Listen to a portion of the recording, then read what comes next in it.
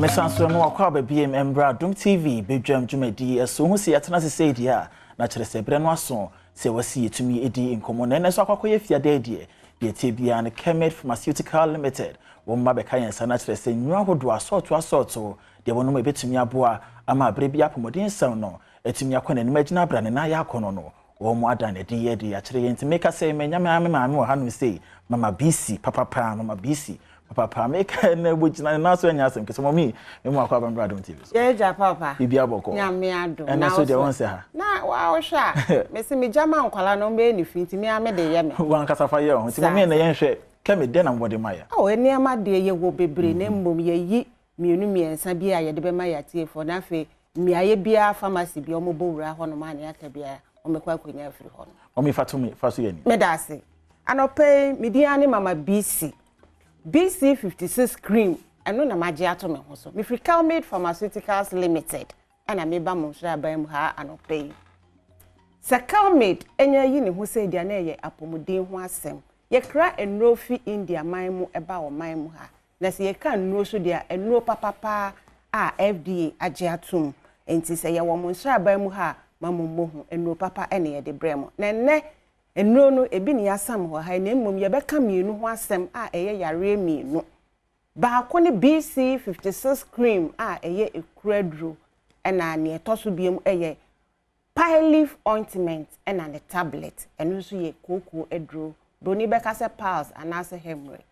me nchare ho no mesen adamase mpamcho mo mfa mutrodua numbers no ena esam wo afidie nase no ne ntamo so mo ntrotro bi na mewi a mafre ye beje mo so ewo efel so ye be call BC 56 cream so a eye ekuro edro no BC 56 cream ene na eda esro no a ye de ahaban mo no anase green edi sam mo no eye 50 gram Kelmed eye promo ama BC 56 cream ekuro edro no nti se wo hwe me sa mre ya anase wo tie me ba bibia wo bia no Bowra pharmacy bia wose mepe BC 56 cream edron wa so Kelmed da kofa fi ina mama ba o man mu ha eye natural enhaban ma ene ade aye side effect bi eni hu ekura waye ne hu tintin trinti emfie bebre ni se ade na show chronic wound boni beka say slow healing wound diabetic wound burns fire so eno anasa wo de yeso ye wo practice bebre e wo eduro yi mu a ebi nin kaye ne mu eno nti na me bo hu dawro ye wo antiseptic practice wo mu anti-inflammatory practice wo mu enti wo de ye ekuro na wase aye no ho sojani obo kuro no ho ban bacteria bia na microbes biara enti mi yi ne ho e wo saa kuro no e ho enti wo de yeso a e bo ho ban no sabi ensuofin biara ejina nan ni mu no ebetwetwe ni nyina firi mu na afe ayeden adefe defe kuro no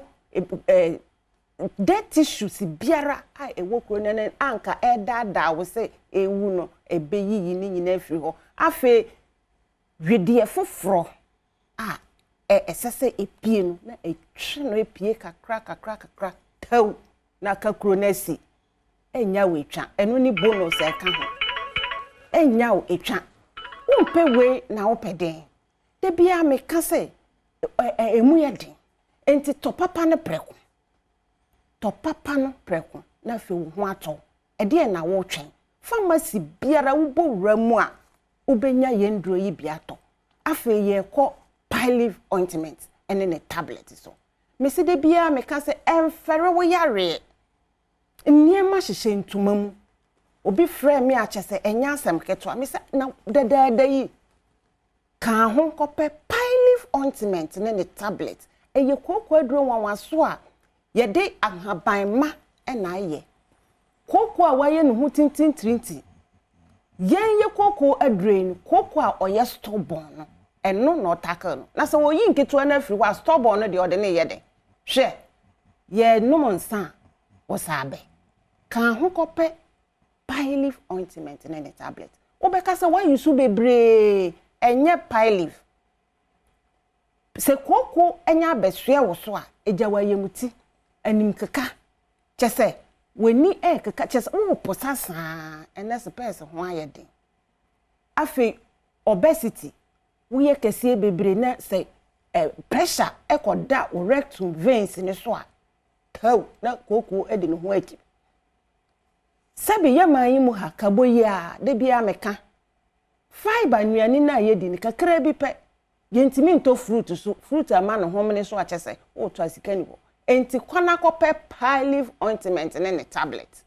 ukwa dia na bia adane nuabro akasa apinisie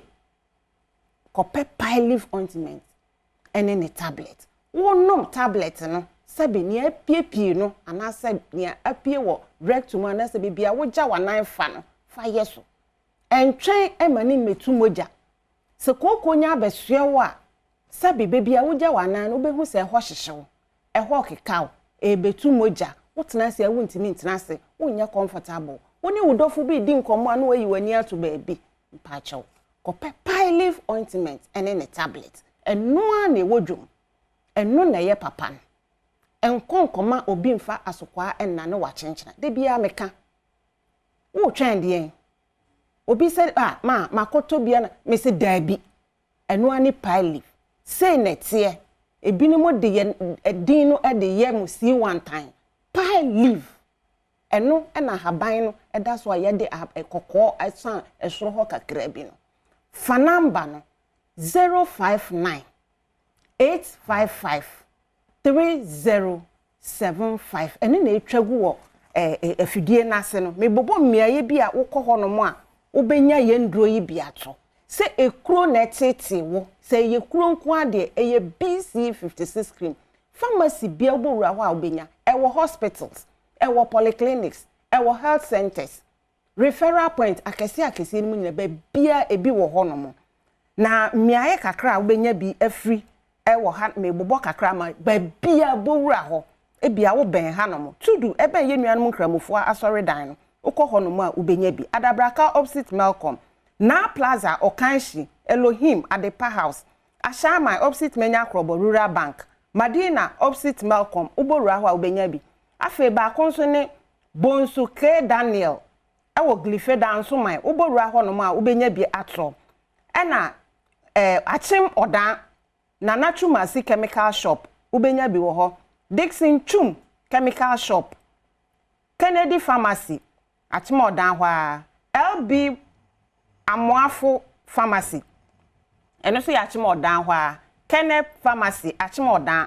Jubilee Hospital Atimodan Walgreens Atimodan Both Chemical Shop Atimodan Amen ewo asaman kese eno a obi kura frame so okoto obi wo nti mumowura hwa asaman kese for SAS Pharmacy ewo Adeso Heripel Pharmacy ewo Kede Martin Kumi Chemical Shop eno so wo Kede hwa Martin Kumi Chemical Shop Kede ena Alfred Bintel Chemical Shop eno so Swedro Comensa Chemical Shop eno so ewo Kaneshi Mpamprom area honomo ko honomo Scan Pharmacy ewo Nungwa Kantamanto ena Nungwa hono ma Grace Chemical Shop ewo Nautical Road ubenya bi Seshi Escora omu bo adwuma ko hono mu ubenya bi wo hono ena Imam Pharmacy Kumase Offenso Miami Diemu Oti Region Muslim Pharmacy Krachifo nyina anko hono mu ubenya bi ewo Nkwanta Oti Region Makati Opposite Government Hospital Akawe ubenya bi wo ho pharmacy bia wonkra ha biara bowura ho se eye kronko ade a eye BC56 cream misi properties na ewo mu no bokro no ho ban afa eye sofi biara fi ho na tew na se bonus esan ka ho no ene ne se enya wetwa enya afa na kro no bewu no akoye plastic surgery enti mesrew enu ani BC56 cream BC56 cream de bia me ka me se me wo engine room ho me wasoye ho minimuni ameka ya yusu bebre na mmomwe edamufua enti entwentwen so eye 50 gram esan save sika ekuro ni wu a enye plastic surgery asem onuaba ma wo hwe me samre se ekuro nya beda woni padua na akwa baabi na se wampe ho asem anka sika ni ho yebekwa akoyi ehonom afiri honom eye infected a yebekwa akoma wa ye doppler doctor ne sebe onyi nkonya na waka kire wo se unan no yebetwa obema wa koye scan anase test bi a ye friend Doppler ye behwe se dompe no ehwo aka dompe ni nya aka pe ye mo dompe fufuro ye be yi ehonomo no efri honomo na afisa artificial obetimi ato artificial mesrew entwen masamre no enu ani BC56 cream tobi netoma wunua ne di ho adanse ekire obi na nipa no so adawase we hiraw na pine leaf ointment no so ne tablet no eye koko edru koko na kodu mpempen so ben wo twen den enu ani pine leaf ointment ne tablet a Kelmed Pharmaceuticals aba Ghana maimu ha FDA agiatumu eye registered enyanka ye fo na sebi ye di omo achi de bia no enti mesrem ko pine leaf ointment ne tablet na fe fire numbers no pharmacy bia wankra ha sese ya treyeshem ye watermelon ye wo burger ye wo wa krom ha Ghana ha ba bia ubora pharmacy bia jese wanko na duro ni de bia meka me se ne echi ni se woto a wo de to ho a eni de enya aduma na wo yusu nko ade a wo be hu sunsuanso papa egwom e de so me dohye na hu papa egwom me da mo ase se mutie me de bia na mo be ye ne sa amaye me nua be ma me da wase